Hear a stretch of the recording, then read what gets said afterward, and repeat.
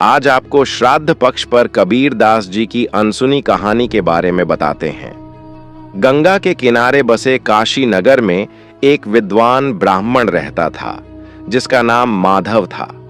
वह अत्यंत श्रद्धालु था और अपने पितरों की आत्मा की शांति के लिए हर वर्ष श्राद्ध करता था। वह मानता था कि पिंड दान करने से उसके पूर्वजों को स्वर्ग में तृप्ति प्राप्त होगी। श्राद्ध पक्ष का समय आया और माधव ने विधिपूर्वक पिंडदान करने की तैयारी की। उसने पंडितों को बुलाया, गंगा किनारे यज्ञ मंडप सजाया और पितरों की आत्मा की तृप्ति के लिए भोजन का भोग अर्पित किया। उसी समय संत कबीर साहिब जी अपने शिष्यों के साथ वहां से गुजर रहे थे। उन्होंने माधव को बड़ी श्रद्धा से पिंडदान करते देखा और मुस्कुराते हुए पास जाकर बोले, माधव, ये क्या कर रहे हो? माधव ने हाथ जोड़कर उत्तर दिया, गुरुदेव, मैं अपने पितरों को पिंडदान कर रहा हूं ताकि वे तृप्त हो जाएं और स्वर्ग में सुखी रहें।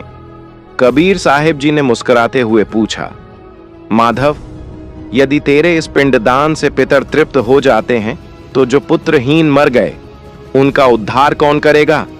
और क्या एक भूखा व्यक्ति केवल यह देखकर तृप्त हो सकता है कि कोई दूर बैठकर भोजन कर रहा है? माधव सोच में पड़ गया। कबीर साहिब जी ने उसे समझाने के लिए एक और उदाहरण दिया।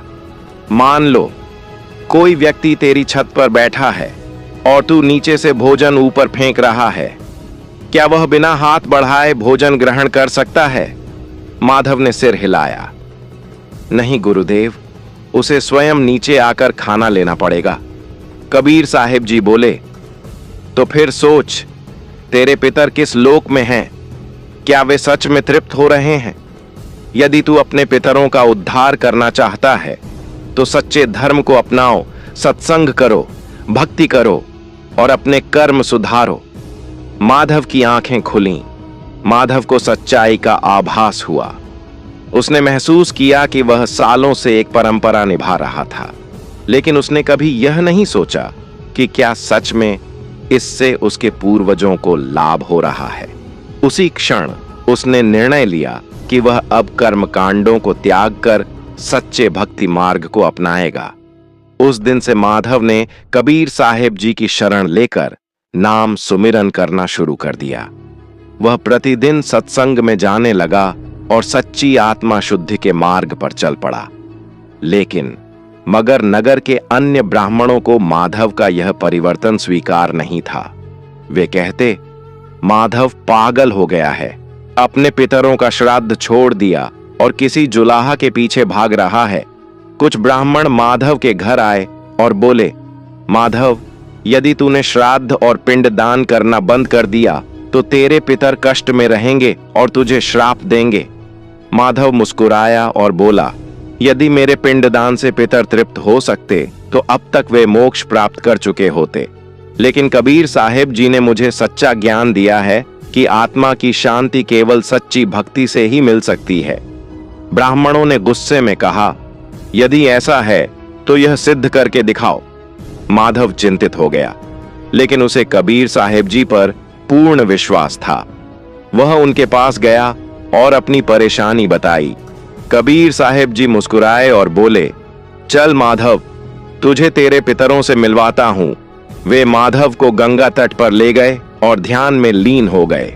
कुछ ही क्षणों में एक दिव्य प्रकाश प्रकट हुआ और माधव के पूर्वजों की आत्माएं वहां प्रकट हुईं। उन आत्माओं ने माधव को आशीर्वाद देते हुए कहा, पुत्र, तू धन्य है जो कबीर साहिब जी की शरण में आया। वर्षों तक तेरे पिंडदान से हमें कोई लाभ नहीं हुआ, लेकिन आज तेरी सच्ची भक्ति ने हमें वास्तविक शांति दी है। यह देखकर वहां खड़े सभी लोग चकित रह गए। नगर के पंडितों को भी यह समझ आ गया कि कबीर साहिब जी जो ज्ञान दे रहे हैं वह सच्चा है। यह दृश्य देखकर समाज के कुछ कट्टरपंथी लोग यह बात लेकर राजा के पास पहुंचे और बोले, महाराज, कबीर साहिब लोगों को श्राद्ध और यज्ञ से दूर कर रहे हैं। यह धर्म विरोधी कार्य है। राजा ने कबीर साहिब जी को दरबार में बुलाकर पूछा, यदि पिंड दान से आत्मा को शांति नहीं मिलती तो फिर लोग सदियों से यह कर्मकांड क्यों कर रहे हैं? कबीर साहिब जी ने उत्तर दिया, राजन, यदि कोई पेड़ सूख जाए और उसकी जड़ में पानी न डाला जाए बल्कि पत्तों पर ही पानी छिड़का जाए तो क्या वह हरा हो जाएगा? राजा सोच में पड़ गया और बोला, नहीं, केवल जड़ को पानी देने से ही पेड़ हरा भरा होगा। कबीर साहिब जी बोले, यही सत्य है। यदि आत्मा का उद्धार करना है तो भक्ति और सुमिरन को अपनाना होगा। बाहरी कर्मकांड केवल पत्तों पर पानी छिड़कने जैसा है, जिसका कोई वास्तविक लाभ नहीं। राजा को सत्य का बोध हुआ। उसने नगरवासियों से कहा, कबीर साहिब जी हमें सच्चे मार्ग पर ले जा रहे हैं। अब हमें भी सत्संग और भक्ति अपनानी चाहिए।